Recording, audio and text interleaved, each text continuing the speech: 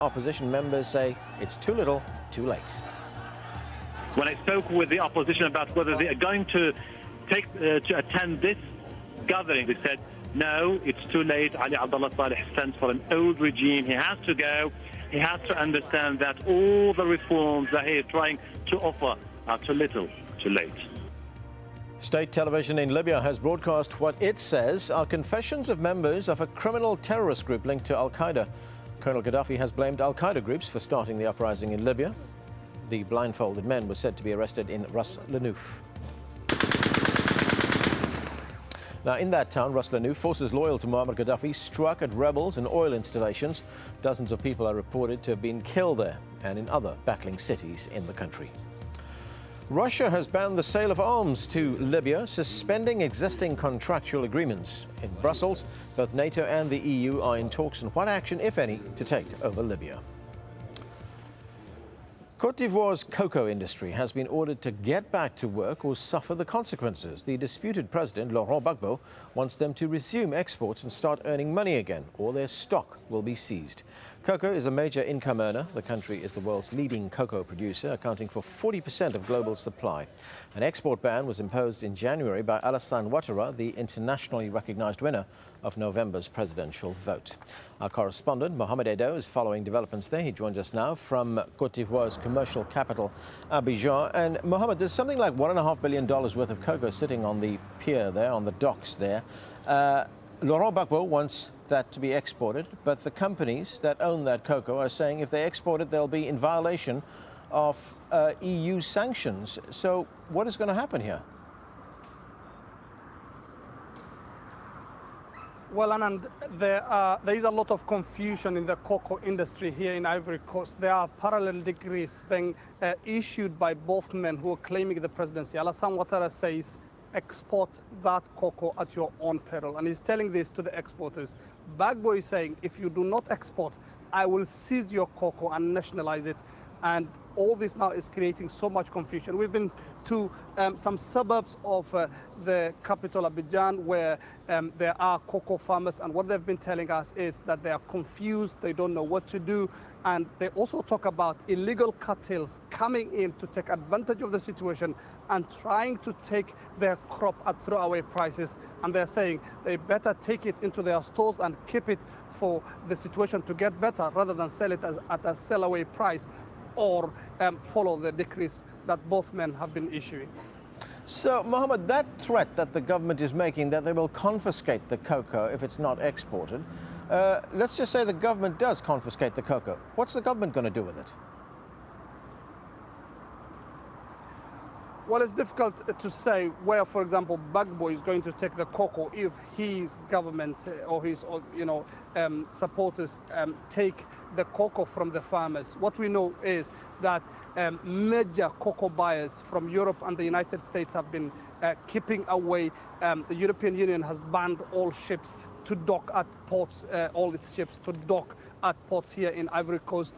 We don't know where he's going to take, but some say that he would be able to sell it to illegal cartels who would then smuggle it out of the country and try to sell it maybe in neighboring countries like Ghana, where there is a big production of cocoa as well. So they say Gbagbo would not miss a way of disposing of the cocoa that he takes from the farmers, but it would have to be through illegal means. All right, Mohamed Edo, they're talking to us from Abidjan. Now, the latest Forbes rich list has been published with more billionaires than ever before, and a growing number are making their fortunes in Asia, reflecting significant changes in the global economy. The United States is still home to the world's wealthiest, up from 403 to 413 billionaires.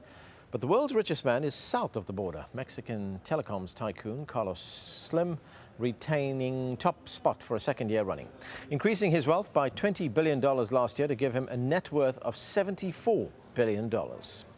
Microsoft founder Bill Gates might have just pipped him, but philanthropic donations of roughly $30 billion reduced his personal pot to only $56 billion. Not far behind, U.S. investment guru Warren Buffett with $50 million. And for the first time in a decade, there are more billionaires in the Asia-Pacific region than Europe. China, for example, doubling its number of billionaires to 115. But in terms of Asia Pacific, the number of increase in billionaires is almost 40%, a huge increase in wealth. In terms of the BRICS, you saw Russia go from 62 billionaires to 101, Brazil from 18 to 30.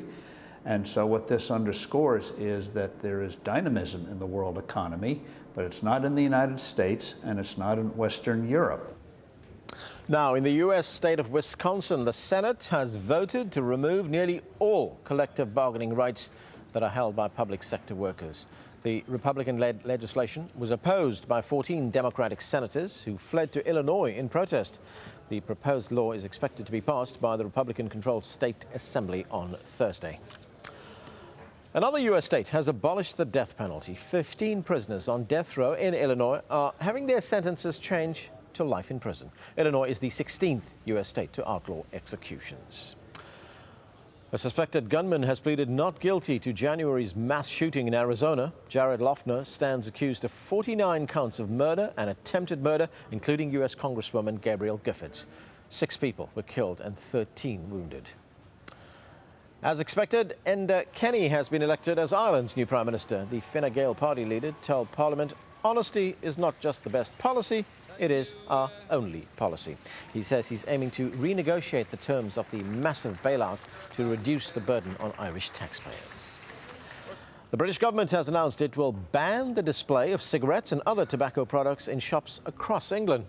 Ministers there are looking at a number of strategies to help the nation kick its smoking habit. Rory Challens has the story from London.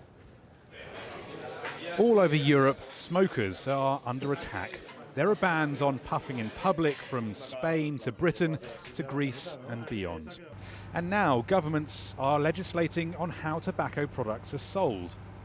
Cigarette displays like this will soon disappear in England. Big stores will have to get rid of theirs by April 2012, and small stores, well, they'll have to have theirs out of sight by April 2015.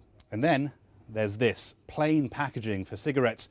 Ministers are going to start a public consultation on whether the UK is going to be the first European country to introduce it.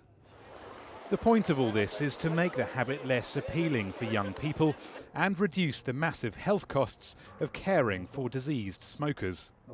Most people start smoking very early. The average age in the UK is 13 or 14. And of course, that's not the sort of age you're doing things, sensibly. You're doing it because of peer pressure and the rest of it. The tragedy is that they're then going on for years and years and finding it very difficult to stop. Scotland and Northern Ireland are planning similar legislation, but sellers say there's little evidence that putting the cigarettes out of sight helps. Ireland have had a display ban now for 18 months and they've actually seen youth smoking increase, and the retailers are losing 20% of their sales overnight when it was introduced. But the tide is certainly turning against the European smoker.